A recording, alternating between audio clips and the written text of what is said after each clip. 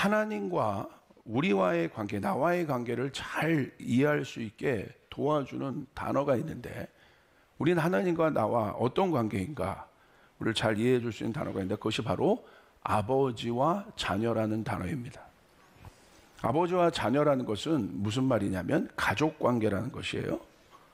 그래서 성경에서 가족에 대한 이 정의를 볼 수 있는 구절들이 있습니다. 그게 바로 뭐냐면 로마서 8장 39절, 우리 한번 같이 읽도록 하겠습니다. 시작. 높음이나 깊음이나 다른 어떤 피조물이라도 우리를 우리 주 그리스도 예수 안에 있는 하나님의 사랑에서 끊을 수 없으리라. 여러분, 가족에 같이 오신 분들 혹시 계시죠? 가족이 뭔가 한번 생각해 보세요. 가족은요, 사랑의 관계로 연결되어 있는 것을 말하는 거예요. 그냥 연결되어 있는 것이 아니라 사랑의 관계로 연결되어 있는 관계가 바로 가족이라는 거예요. 이 사랑의 관계는 성경에서 얘기하고 있어요. 끊을 수 없는 관계라는 거예요.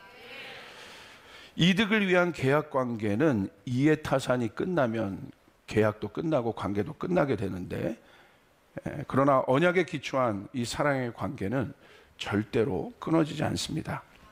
왜냐하면 사랑 위에 있기 때문에 그렇습니다.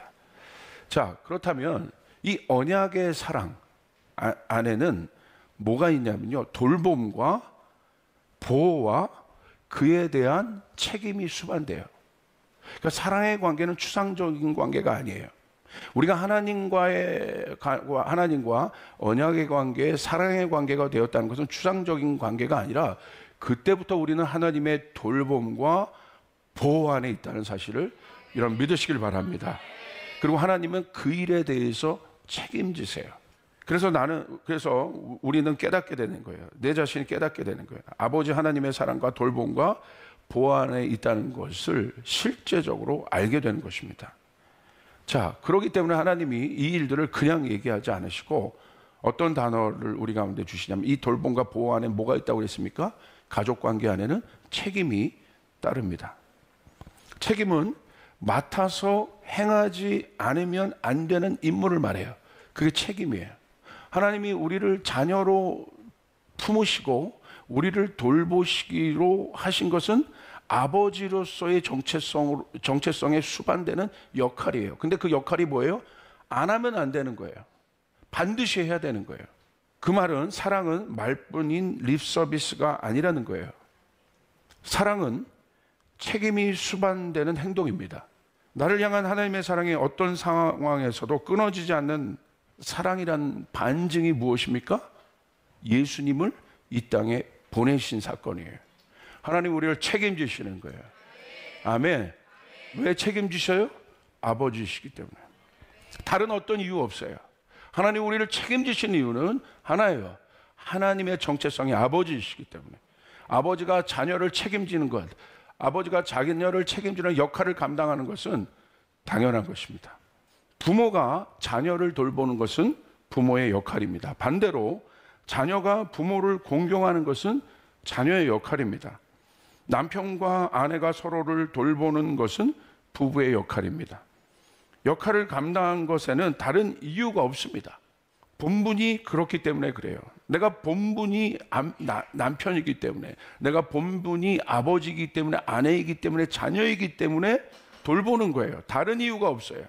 그것이 나의 정체성이기 때문에. 이유가 있다면 오직 하나예요. 사랑하기 때문에.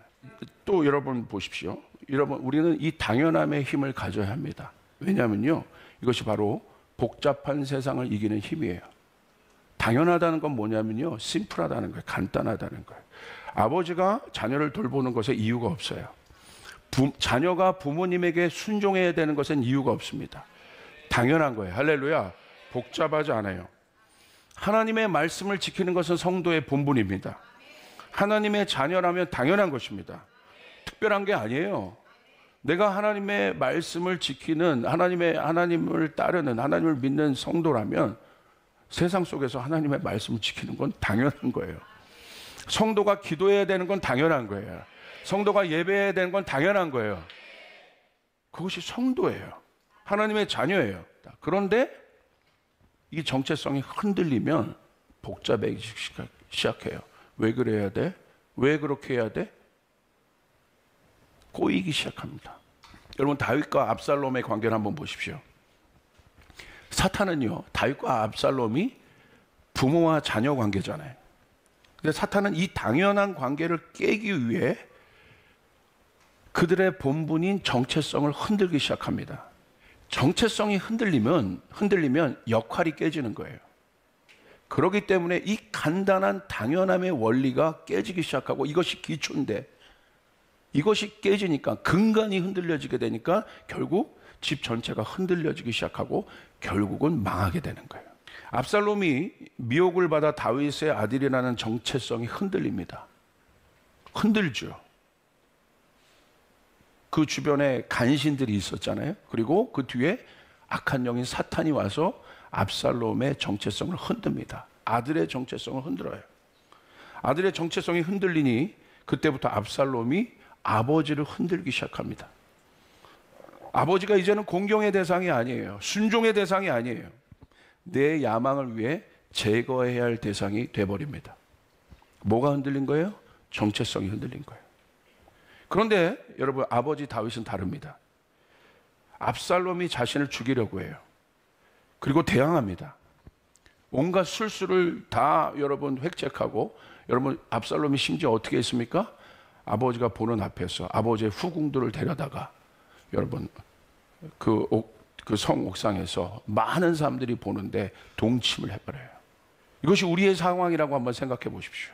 그런데 아버지 다윗은 흔들리지 않아요. 끝까지 압살롬을 사랑합니다. 압살롬을 죽이지 말라고 오히려 부하들에게 부탁합니다.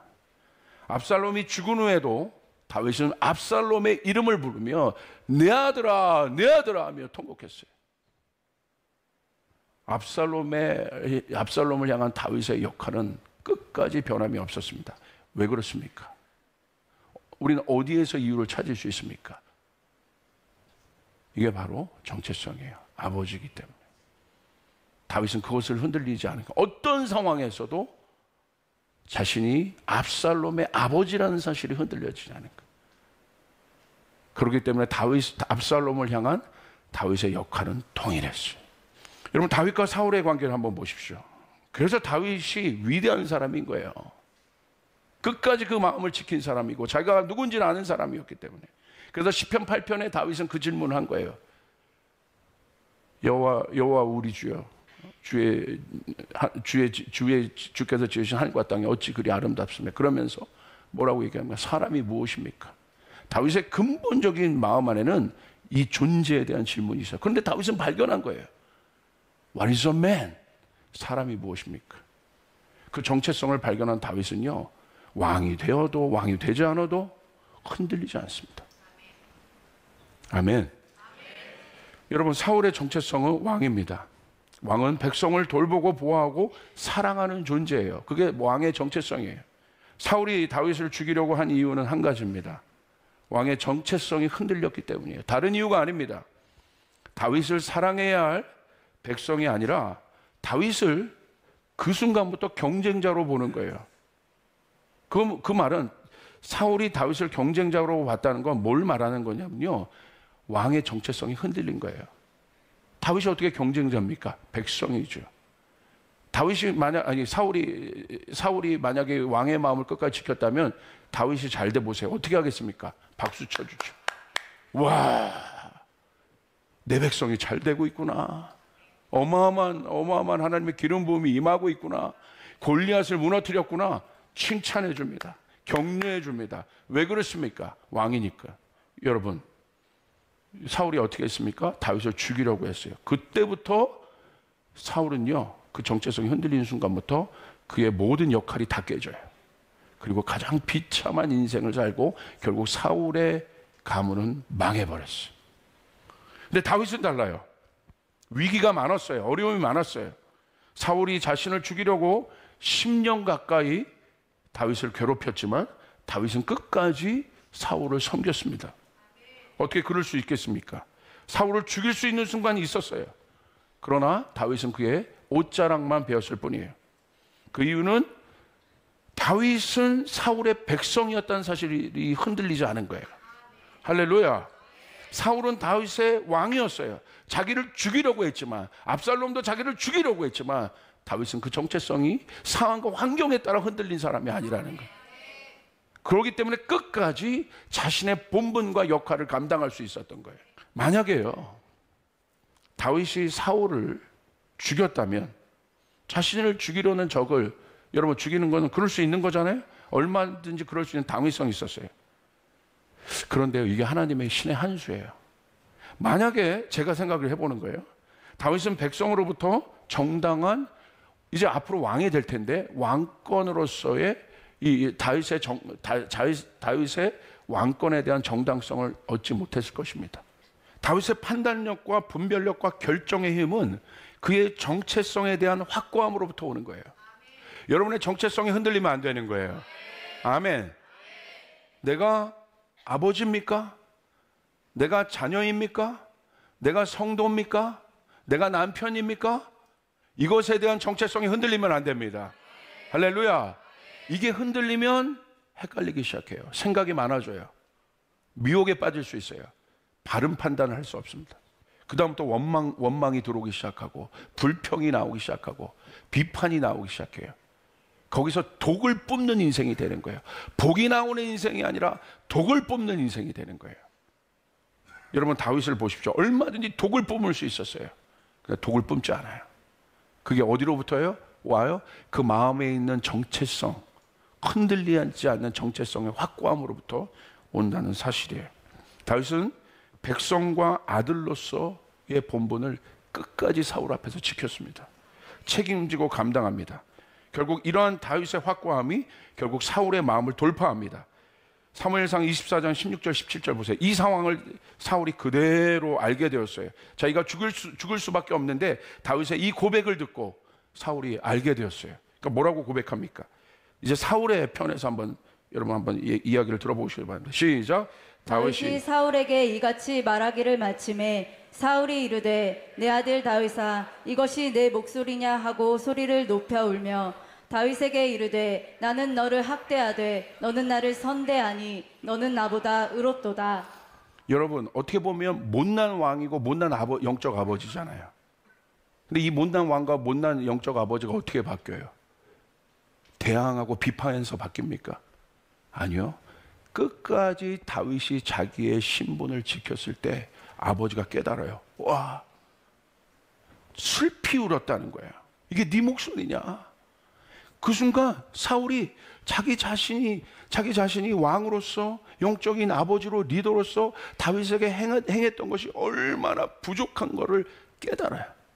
그러면서 사울이 얘기합니다. 사울은 고백해. 다윗아 너를 학대하는 나를 끝까지 선대하는 네가 진짜 왕이다. 오늘 그게 바뀌는 거예요. 진짜 정당성이 있는 거예요. 사울 안에 있는 진짜 블레싱이 내려가는 거예요. 악한 왕이고 악한 아비였지만 하나님은 질서의 하나님이세요. 다윗의 위대함은요 그것을 끌어내린 겁니다. 오늘 다윗의 변을 보십시오. 나는 그를 죽일 수 없다. 어떤 사람이 나를 권하여 왕을 죽이라 하였으나 내가 왕을 아낀다라고 얘기해요. 어마어마한 고백 아니에요? 어떻게 아껴요 그 왕을? 근데 다윗은요 그 왕을 아낀다. 다윗은 정말 마음이 큰 사람이었어요. 그래서 예수님이요 다윗의 마음으로부터 나오잖아요. 다윗이 왕이 된 순간 예수님이 계시됩니다. 제가 이 현대인들에 있어서 가장 문제가 뭐냐고 생각하면요 복잡해요. 너무 많이 듣고 너무 많이 알고 너무 많이 경험해요. 그래서 하나님의 말씀이 들어갈 자리가 없어요. 역할을 감당하는데 생각이 많아지면 결국 복잡해져서 아무것도 할 수 없습니다. 그때부터 스스로 피곤한 인생을 살게 되고 그때부터는 쉬운 결정도 어려워지고 판단도 못하게 됩니다. 그래서 사단이 언제나 우리를 공격하는 건 뭡니까? 정체성을 흔드는 거예요. 그때부터 당연한 것이 되지 않습니다. 그때부터 모든 일에 이유가 붙기 시작해요. 타당성과 정의성을 논의하기 시작해요. 이게 선악과의 원죄예요. 내가 타당하면 받아들이고 타당하지 않으면 안 받아들이겠다.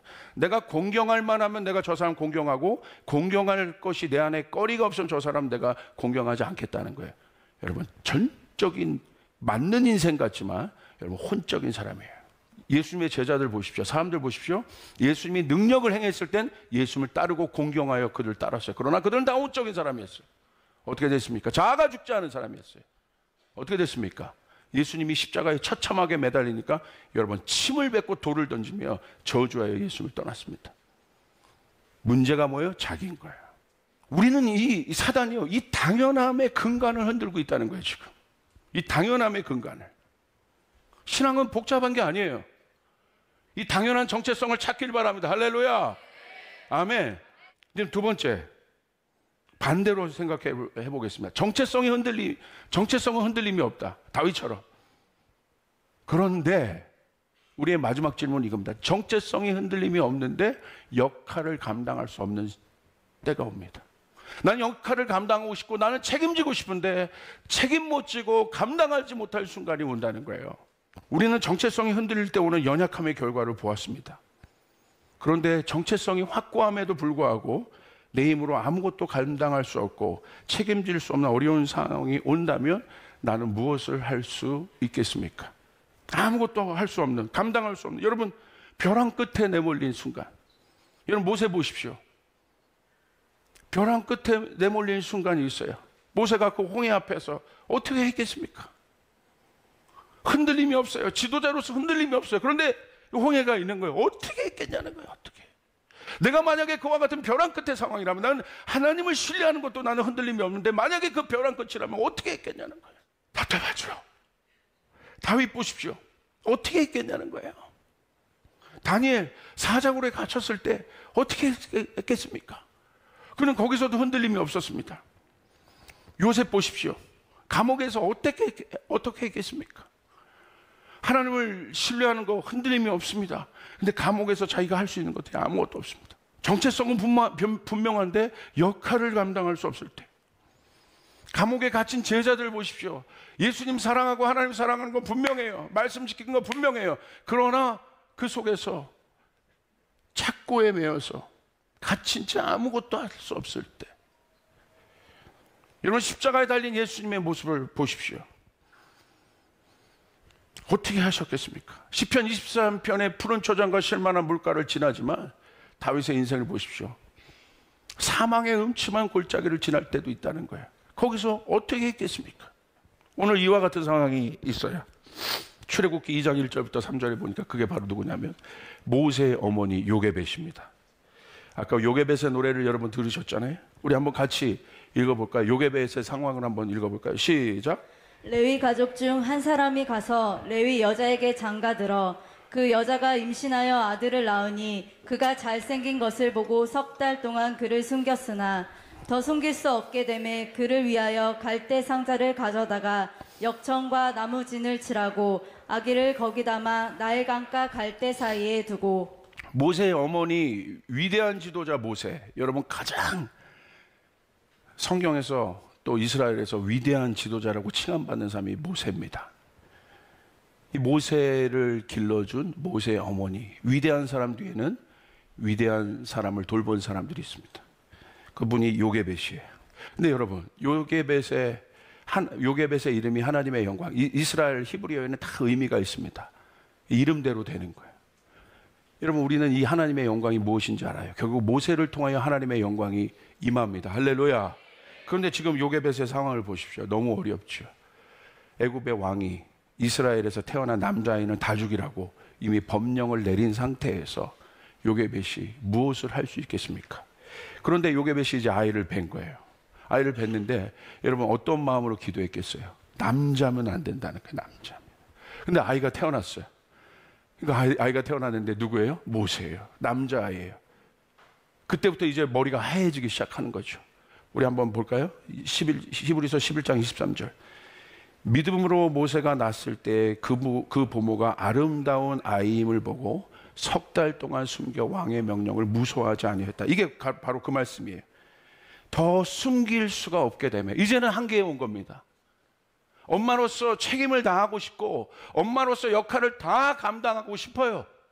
그런데 한계에 온 거예요. 이제 더 이상 안 되는 거예요. 그러니까 요게벳이 어떻게 했습니까? 갈대 상자를 가져다가 자기 힘으로 어려요. 역청과 나무지를 칠하고 모세를 거기 담아. 하나님, 내가 할 수 있는 게 여기까지. 하나님, 내가 감당할 수 있는 게 여기까지. 여기 우리 때로는 그럴 때가 있습니까? 있지 않습니까? 아버지로서, 엄마로서, 자녀로서, 성도로서 하나님, 내가 감당할 수 있는 게 여기까지입니다.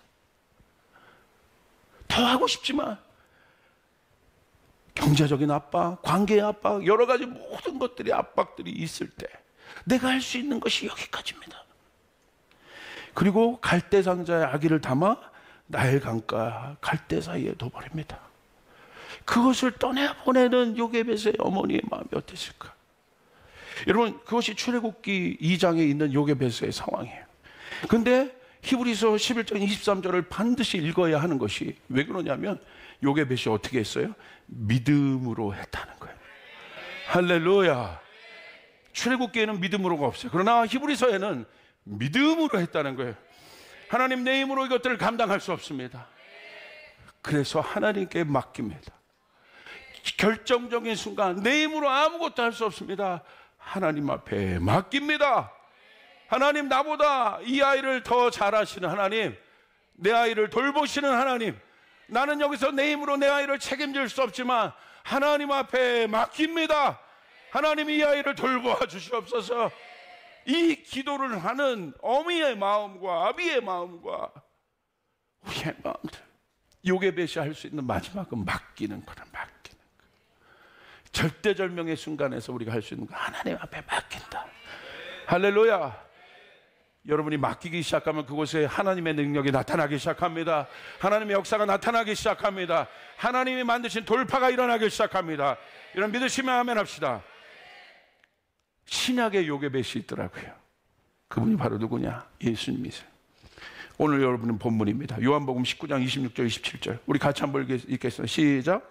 예수께서 자기의 어머니와 사랑하시는 제자가 곁에 서 있는 것을 보시고 자기 어머니께 말씀하시되 여자여 보소서 아들이니이다 하시고 또 그 제자에게 이르시되 보라 내 어머니라 하신대 그때부터 그 제자가 자기 집에 모시니라.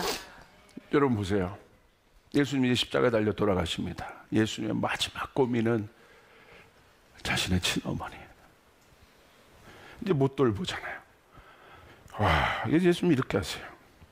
갑자기 천군 천사여 움직여서 저 사람을 도우라, 우리 어머니를, 저 여인을 도우라가 아니라 그 옆에 사랑하는 제자가 있는 것을 보시고 이렇게 얘기합니다.